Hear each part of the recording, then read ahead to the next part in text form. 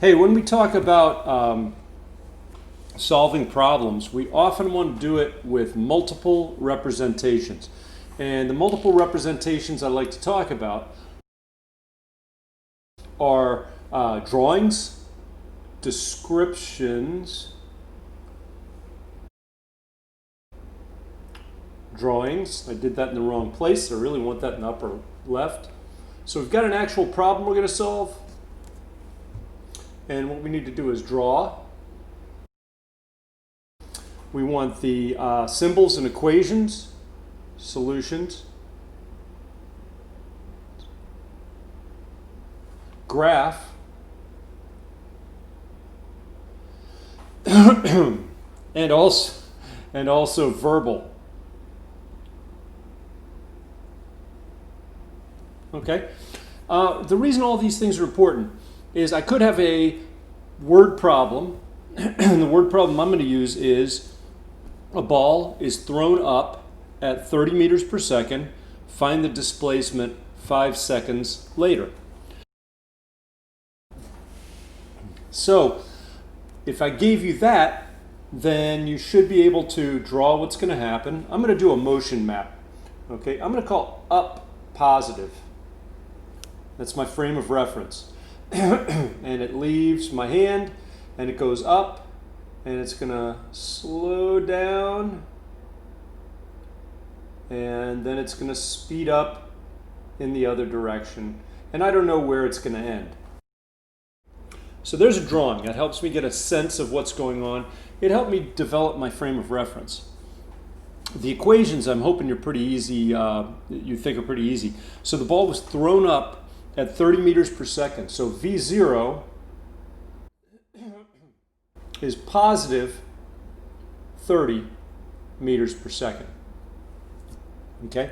And we go through our various variables. V0, V final, don't really care, it's not given. Time is given, 5 seconds. Those are the two variables that are given in the problem. But I also know when I throw something up, it's in free fall. So the acceleration is negative 10 meters per second squared. Okay, and always I think of it as the solve method, sketch. Objective, they asked find the displacement. I'm going to call it delta y. And we can use those three variables and one unknown, go through all our equations, and what I should figure out is delta y equals v0t plus 1/2 at squared. That will solve it, okay? So we know how to do that. But I also want to have other ways of addressing this problem. And the one I want to concentrate on right now is graph. Okay? When we do these graphs, it's really useful to do velocity versus time. And for velocity in meters per second, I would label this normally. I don't want to make it too crowded. It's going to have a velocity at the beginning of 30 meters per second. Now, we want to find out what happens 5 seconds down the line. 5 seconds.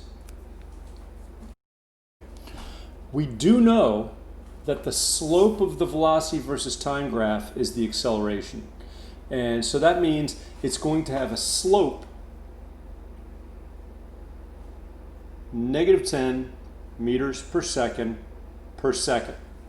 It's going to go down 10 every second. Well, you can see after 1 second, it'll have gone down to 20. After 2 seconds, with a slope of negative 10, it'll go down to 10. After 3 seconds, it'll go down to a velocity of 0. That means it's up at the top. So I'm actually going to put that in there, 3 seconds right there. So after 5 seconds, it's going to be going down. We continue that line, and what we find is 4 seconds, 5 seconds, it's going to be negative 20 meters per second. So I actually know my final velocity. But that's not what they asked for. They asked for the displacement. And so we know that the area under the velocity versus time graph gives us the displacement. So what we have is a triangle here, and that's 1/2 times base times height. That's 45 meters. Hey, that's kind of neat. We know so much more about this problem now.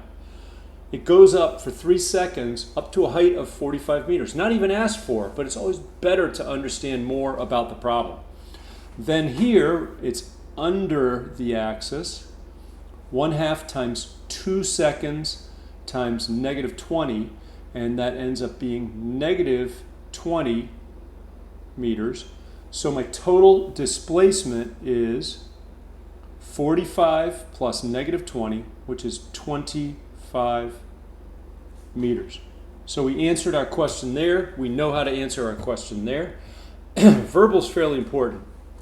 And I always say physics should be the second language. Okay? English is the first language. We hear the words of me reading that word problem to you. We need to translate it into the language of physics. This is the language of physics. That allows us to solve problems. It also allows us to realize what's useful, what's not useful, what's true, what's not true. And then we translate back into English. Okay, so it's, again, I treat physics as a second language. So now, what happened? I threw a ball up. Now, I can't write the whole thing down because I just don't have that kind of patience. But threw a ball up, thrown up at 30 meters per second. Undergoes or experiences constant acceleration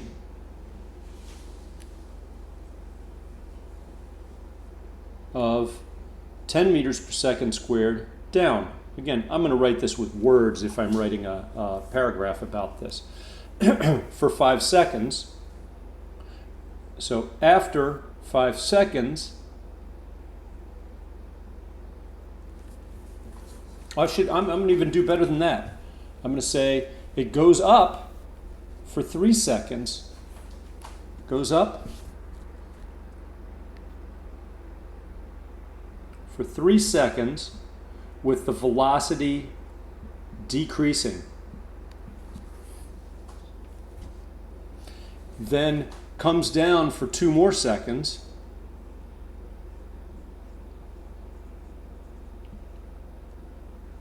Velocity increasing in negative direction.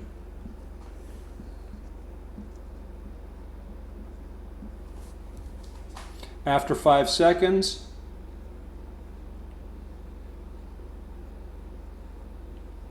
it's 25 meters higher than it was.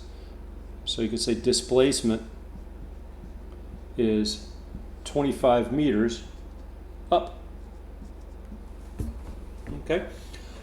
I want you to be able to do all these things. These are the multiple representations. So when you get a problem, I want you to be able to draw it, use a motion map, declare a frame of reference. I want you to be able to solve it using equations, definitely. That should be solid for us. I want you to be able to graph it. Now, I'm not saying that you should always be able to get the result from the graph, but I do want you to be able to at least portray it on the graph. Sometimes you actually have to solve equations to figure out where one of the points is. And then I want you to be able to describe it. And notice what I was doing. I was looking over here when I was writing, if I were writing a paragraph. I'd say, okay, it starts at 30 meters per second. It undergoes a constant acceleration. Some people say the acceleration decreases until, no.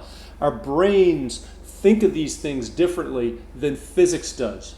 Okay? So when you see that, that's one number. There is only one acceleration. It doesn't change at all. It's a constant acceleration of, and I didn't even write that down right. This is supposed to be -10. -10 there. I said it, but I didn't write it right. So you're down here, you're just describing how you solved it using the physics language. I hope this is helpful.